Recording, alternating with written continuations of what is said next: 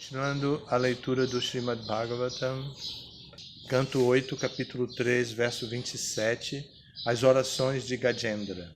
Jogarandita karmano hridi yoga vibhavite yogino jampapashanti yoge shantam natosmyaham.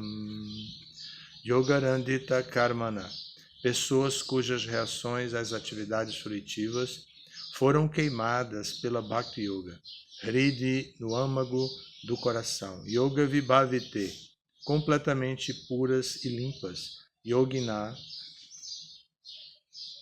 místicos competentes. Yam, a suprema personalidade de Deus, que Prapashanti, veem diretamente Yoga Isham, a essa suprema personalidade de Deus, o mestre de toda yoga mística, Tam, a ele, Natasmi, oferecendo reverências, Aham, eu.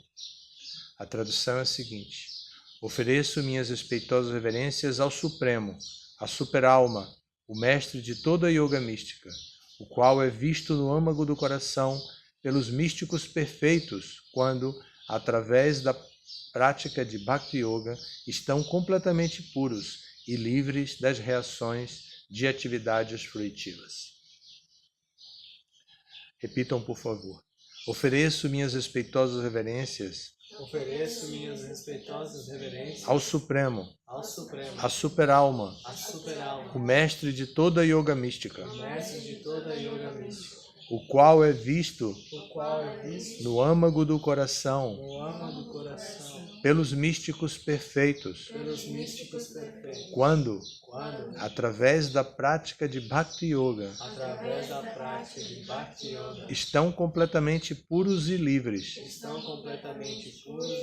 das reações de atividades fruitivas. Significado por sua divina graça, Srila Prabhupada. Gajendra, o rei dos elefantes, simplesmente reconheceu que deve haver alguém que criou esta manifestação cósmica e forneceu-lhe os ingredientes. Isto deve ser aceito por todos, mesmo pelos mais obstinados ateístas. Por que então os não devotos e os ateístas não admitem isto? É porque eles estão contaminados pelas reações de suas atividades fruitivas. Todos devem livrar-se de toda a sujeira acumulada dentro do coração, devido às atividades fruitivas realizadas consecutivamente. Deve-se lavá-la praticando Bhakti Yoga. Yogarandita Karmana. Enquanto alguém estiver coberto pela natureza material, agindo sobre ele, através dos modos de ignorância e paixão, não terá possibilidade de compreender o Senhor Supremo. Tadarajastamo bhava kamaloba dayaschaye. Ao livrar-se dos modos da ignorância e paixão, a pessoa liberta-se das qualidades ínfimas, kama e loba, luxúria e cobiça. Hoje em dia, há muitas escolas de yoga que, através da prática de yoga, encorajam as pessoas a desenvolverem seus desejos luxuriosos e sua cobiça. As pessoas, portanto, gostam muito da suposta prática de yoga. Entretanto, descreve-se aqui a verdadeira prática de yoga, como se afirma autorizadamente no Srimad Bhagavatam, 12º canto, Dhyanavastita tadgatena manasa pashanti yam yogina. Yogi é aquele que sempre medita nos pés de lótus da Suprema Personalidade de Deus. Isto também é confirmado no Brahma Samhita. Premanjana churita bhakti vilochanena santa sadaiva hridayeshu vilokayanti yam shama sundaram achintya guna swarupam govindamadi purusham tamaham bhajami. Adoro Govinda, o Senhor primordial, que é Shama Sundar, o próprio Krishna, com inúmeros atributos inconcebíveis, a quem os devotos puros veem no âmago de seus corações, com olhos devocionais ungidos com o bálsamo do amor. O Bhakti Yogi constantemente vê Shama Sundar, o belo Senhor Krishna, com sua tez morena. porque se julgava um animal comum, Gajendra, o rei dos elefantes, achava que não podia ver o Senhor. Em sua humildade, pensava que não tinha condições de praticar yoga. Em outras palavras, como podem aqueles que são como animais absortos no conceito de vida corpórea e que não têm pureza de consciência praticar yoga? Nos dias atuais, as pessoas que não controlam seus sentidos, que não compreendem filosofia e que não seguem os princípios religiosos ou as regras e regulações, querem mesmo assim fazer-se passar por yogis. Esta é a maior aberração na prática da yoga mística.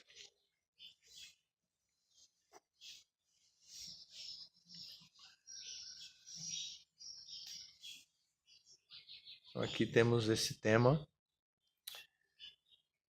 Gajendra, o elefante, atacado pelo crocodilo, está orando a Krishna agora, apresentando Krishna como o objeto de meditação dos yogis.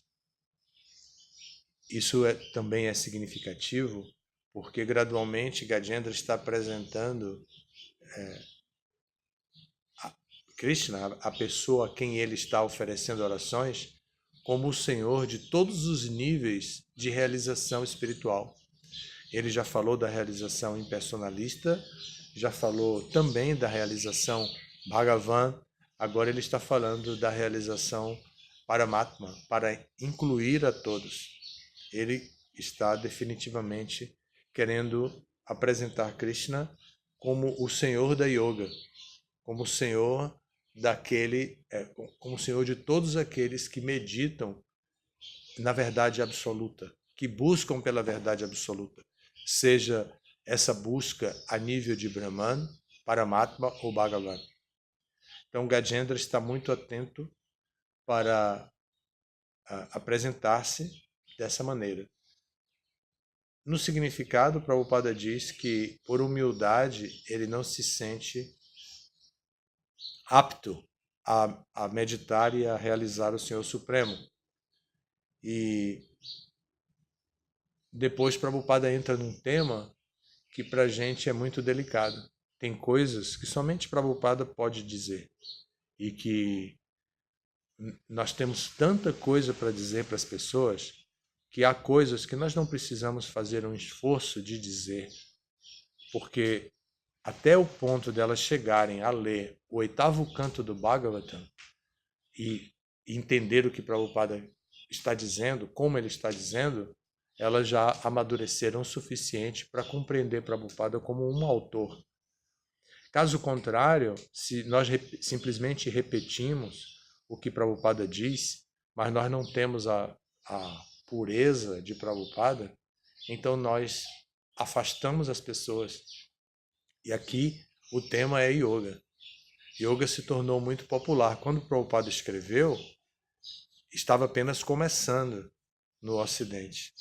Era anos 60, começo dos anos 70, e yoga estava se começando junto com o movimento Hare Krishna.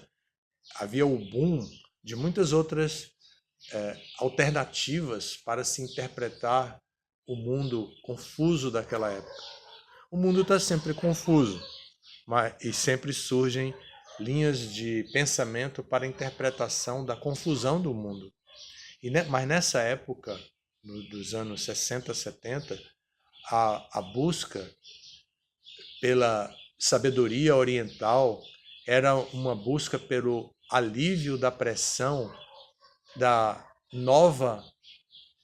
do novo paradigma que tudo interpretava, o paradigma científico. Os saberes populares estavam humilhados diante do paradigma científico.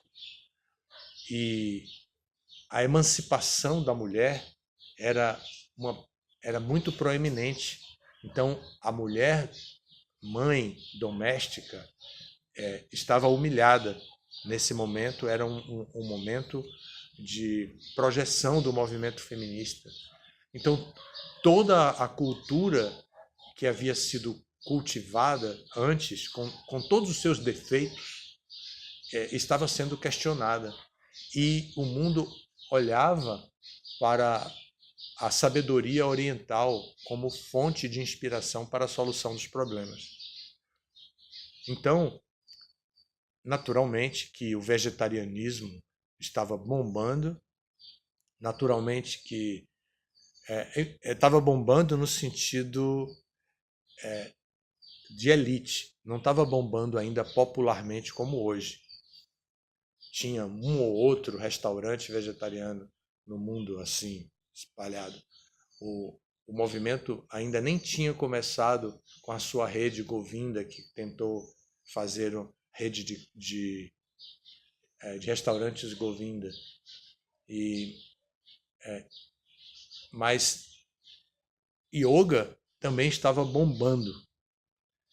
E Prabhupada ataca a sensualidade que havia na prática de yoga, porque a yoga, que é apresentada em 8 etapas, negligenciava as 2 primeiras etapas e simplesmente entrava na terceira etapa. A primeira etapa de yoga é yama, a segunda é niyama, a terceira é asana. Então eles entravam diretamente em asana e depois eles pulavam para a meditação, que é dhyana, a sétima. Então eles estavam extraindo a sabedoria do yoga para aplicar de maneira muito pragmática dentro da sociedade para obter resultados. Então as pessoas procuravam linhas de yoga que estavam crescendo muito, várias linhas de yoga vindas do Ocidente. Eu conheci uma delas, que vinha de um mestre chamado Shivananda, que tinha sua sede, ainda tem, em Rishikesha, nos Himalaias. E Shivananda, através dos mestres daquela época, ele já tinha abandonado o corpo, mas através dos mestres daquela época, divulgava no mundo inteiro. No Brasil, o grande apresentador dessa linha era um francês, Jean-Pierre Bastiou, que havia ido para Rishikesha, feito o estudo na linha de Shivananda, e tinha vindo para o Ocidente, e especialmente para o Rio de Janeiro, e estabeleceu essa academia de yoga que era muito fidedigna. Eles apresentavam a teoria da yoga. É bem interessante, porque eles não tinham só as práticas, as sessões de prática. Eles tinham também uma sessão de teoria. Foi nessa academia, por exemplo, que eu ouvi falar dos gunas, dos 3 modos da natureza material, da realização Brahman Paramatma Bhagavan, onde eu ouvi cantar o Mahamantra Hare Krishna pela primeira vez, e ouvi falar do movimento também, vi um pôster do Ratha Yatra também, com pessoas tocando e cantando. Eles explicavam, falavam do Bhagavad Gita. Foi também nessa academia que eu ouvi falar do Bhagavad Gita. Então eles tinham um grau de seriedade, não eram tão vazios, porém as pessoas buscavam yoga para controlar os seus sentidos, a mente, não controlar os sentidos como nós entendemos, nós Hare Krishna entendemos, mas eles queriam controlar os sentidos para ter algum tipo de poder a mais no mundo e poder se defender das agressões naturais da vida e poder competir melhor no mercado de trabalho, no mercado da sensualidade, no mercado da afetividade, no mercado da projeção pessoal, da autoestima. Eles tinham que estar preparados para esse mercado de sobrevivência, afetividade e autoestima, porque essas são as 3 atividades básicas da alma condicionada que segue um paradigma materialista. Então eles estavam também influenciados por isso. E é isso que Prabhupada quer criticar. Prabhupada não quer criticar exatamente o efeito último, a luxúria propriamente dita. Prabhupada não quer criticar como um moralista mundano. Isso é um detalhe importante. porque senão nós caímos para o conceito de religiosidade e caímos para o conceito de moralidade religiosa mundana. E perdemos a essência. Mas Prabhupada não perde a essência. O que Prabhupada quer criticar é o desvio do objetivo último da yoga, que é Samadhi, consciência divina, consciência de Krishna. Isso é estudado no 2º capítulo do Bhagavad Gita. Mas nós não precisamos se preocupar tanto com isso. Nós podemos nos preocupar com o que existe de semelhante entre nós e os praticantes de yoga. Porque são tantas as semelhanças que nós podemos ajudá-los. E temos ajudado. Nós temos ensinado sânscrito para os praticantes de yoga, nós temos falado sobre yama e niyama, nós temos falado sobre pratyahara, que é a importância de tirar os sentidos dos objetos dos sentidos, que eles não conhecem, porque eles surgiram no momento pós-modernista da filosofia, onde o mais importante é a experiência humana. Não é o conceito filosófico de vida, mas a experiência humana. O mais importante é ser feliz. Então, nesse conceito pós-modernista, de o mais importante é ser feliz, é muito natural que se instrumentalize os saberes orientais, como a yoga, para a satisfação particular, pessoal. E nós, como Hare Krishna, não estamos isentos desse tipo de erro. E também não estamos isentos da influência da mentalidade religiosa, sectária. Então, nós precisamos estar muito atentos, não precisamos simplesmente repetir o que Prabhupada falou, porque nós devemos repetir, sim, o que Prabhupada falou e apresentar o que Prabhupada falou em outras palavras, mas para apresentar a essência da yoga, a filosofia da yoga. Nós não precisamos apresentar uma crítica na prática da yoga, porque a prática da yoga é o que há de mais interessante próximo da nossa prática.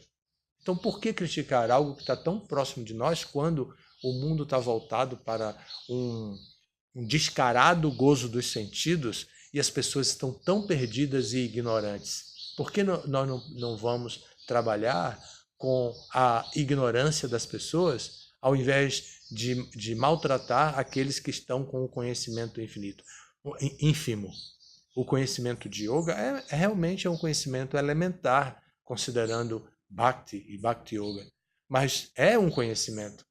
Se a categoria é elementar, é porque eles estão começando a estudar o assunto. Mas eles não merecem, da nossa parte, uma crítica tão forte, contundente, quanto a crítica que Prabhupada faz. Deixa isso escrito nos livros de Prabhupada, fundamentado por Prabhupada. Quando alguém chegar ao 8º canto do Bhagavatam, vai saber, este autor é especial. Ele sabe o que está dizendo, e agora ele está criticando a Kama e Lobha, a luxúria e a cobiça, que não deixam os praticantes de yoga.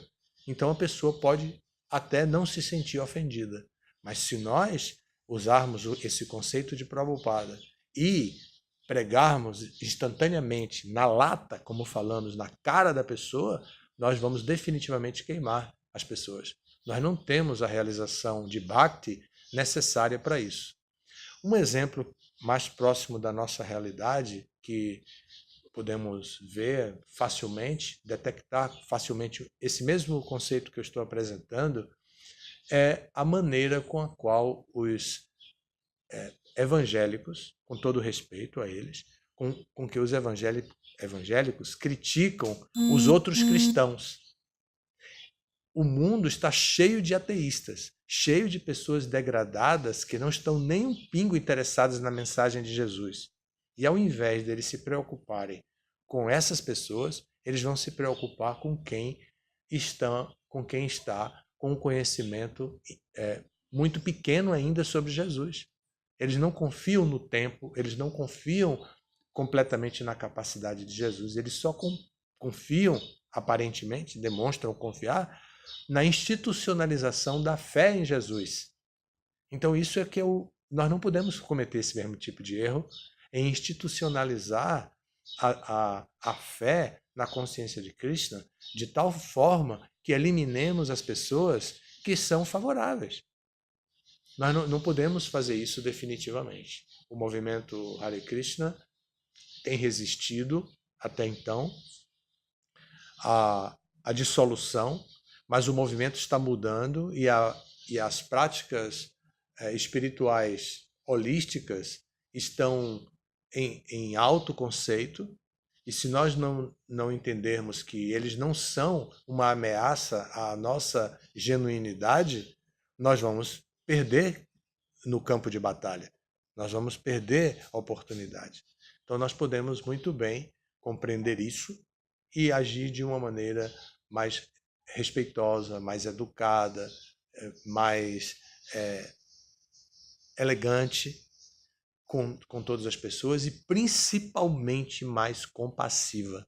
A compaixão de Chaitanya Mahaprabhu não é muito bem compreendida por nós. Nós não compreendemos a compaixão de Chaitanya Mahaprabhu nem mesmo muito bem, nem mesmo entre nós próprios. Então nós corremos um risco muito grande de atuarmos como fanáticos religiosos e ao invés de atuarmos como cientistas espirituais, porque o nosso movimento não apresenta uma religião a mais. O mundo não precisa de uma religião a mais. O mundo realmente carece da consciência de Krishna. O mundo carece da consciência de Krishna apresentada de uma forma científica, porque o paradigma científico é o paradigma predominante para a compreensão de todos os fenômenos dentro do mundo. Então, se nós queremos apresentar uma explicação para a existência desse mundo e dar uma esperança que as pessoas vivendo neste mundo podem melhorar a sua própria condição de vida, transformar a si mesmas em seres aptos para a autorrealização espiritual, então nós precisamos apresentar uma ciência espiritual, porque eles estão aplicando a ciência para tudo. A ciência na economia, a ciência na saúde, a ciência na construção de suas próprias habitações, a ciência na produção de alimentos, a ciência na educação técnica, em capacitação para o trabalho, para concorrer no mercado de trabalho. Por que eles não aplicariam o paradigma científico na vida espiritual? O dogmatismo, para eles, é uma agressão muito grande à sua inteligência treinada. Nós não podemos insistir nesse erro e nos posicionarmos diante do mundo como dogmáticos. Nós definitivamente precisamos nos posicionar como o Prabhupada se posicionou. Aí talvez um dia, quando nós tivermos escrito 70 livros, como o Prabhupada, possamos nos dirigir às pessoas com uma certa contundência. Mas no momento nós precisamos desenvolver compaixão, amorosidade, empatia pelas pessoas neste mundo, porque elas estão sofrendo muito e não estão aceitando o nosso remédio. Jiv Jago, Gaurachanda Bole, Kotanidra Jao Maya, Pichachira Kole. Eles permanecerão no colo dessa Pichachara, da bruxa chamada Maya, por muito e muito tempo, se nós continuarmos falando para eles, ou tentando despertá-los do colo da bruxa Maya, com uma linguagem incompreensível para eles. Nós precisamos usar a linguagem mais compreensível. Obrigado pela atenção de vocês. Todas as glórias a Srila Prabhupada.